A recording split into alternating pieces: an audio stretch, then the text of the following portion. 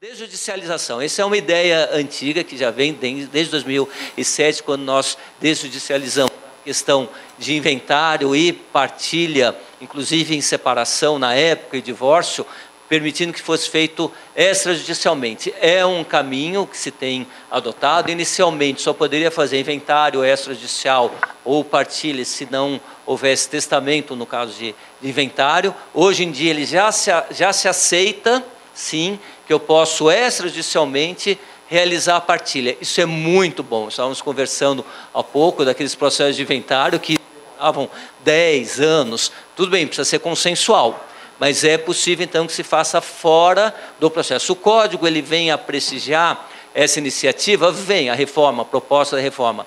Não necessariamente há necessidade, porque isso já tem sido uma rotina, já tem decisões, por exemplo, permitindo que, mesmo que haja testamento, eu faço o registro do testamento no processo judicial, então aí é judicial mesmo, e faço uma escritura pública de inventário e partilha, ou de adjudicação de bens. Então isso é excelente, e isso vai se transformar realmente se vier a ser aprovado, mas em texto legal. Inclusive, em algumas situações, quando tem filhos menores, conforme o conteúdo do testamento, por exemplo, se é um filho único, menor, não tem problema até a adjudicação, isso já tem decisão isolada nesse sentido. Então há essa iniciativa, como há essa iniciativa também para efeito de mudança de regime de bens, há essa iniciativa para reconhecimento de paternidade socioafetiva, que já há norma nesse sentido. Então há uma ideia, e não é só dessa proposta de reforma, existiu muito com o Código de Processo Civil, a proposta então de desjudicializar. O máximo que se conseguir retirar do Poder Judiciário é melhor. Por quê? Porque o Judiciário ele está sobrecarregado. Então, não caberia aqui uma crítica em relação ao conteúdo das decisões. Não, mas em relação ao volume de processos que nós temos hoje no Judiciário. E é difícil alterar? É muito difícil alterar. É muito difícil modificar por conta da estrutura. Então, existe essa iniciativa, isso é prestigiado na reforma do Código. Inclusive, o que antes não se falava muito, começa a aparecer, como apareceu no Código de Processo Civil. E aí tem uma referência no Código, na proposta de reforma do Código Civil, a própria arbitragem. E aqui fica a referência, inclusive, a essa casa, não é, doutor Guilherme, que tem a Câmara de Arbitragem, inclusive, aqui junto com a Câmara do Comércio Brasil-Líbano. Então, existe, sim, uma proposta de, olha, é possível desjudicializar? É possível encaminhar para a mediação? Ótimo, inclusive, a mediação é um processo que se tem dentro do processo judicial. Então, o Código, ele prestigia tanto para uma solução consensual, então, encaminhando para uma mediação, como por uma retirada e através de um procedimento jurisdicional, que é a arbitragem. Na arbitragem há um árbitro que exerce a função similar ao juiz, ou seja, decide com força de sentença como se fosse judicial. Então tem o consensual e tem o jurisdicional, um árbitro decidindo.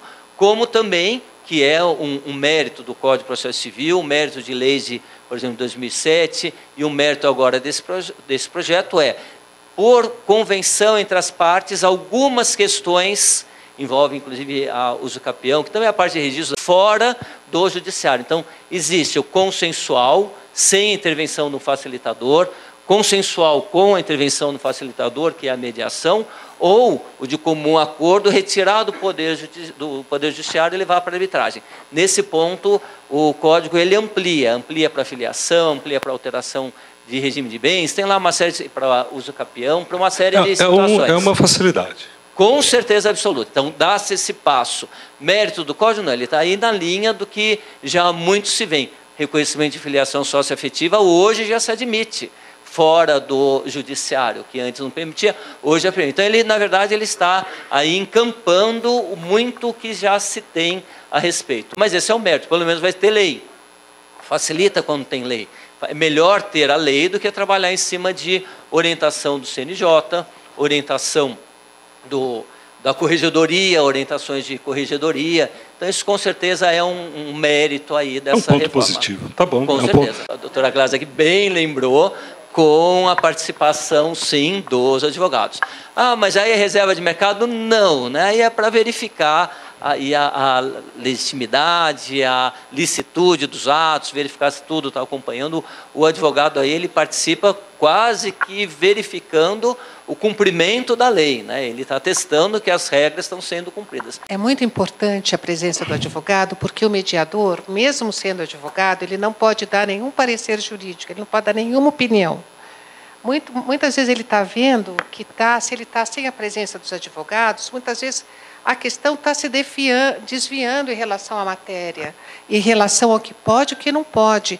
E aí eles muitas vezes vão entrar num acordo que não é factível, não vai ser homologado, porque é um acordo extrajudicial que será homologado. E se os advogados não estiverem presentes, aquilo não vai ter validade jurídica. Então, o advogado é imprescindível em qualquer processo de mediação.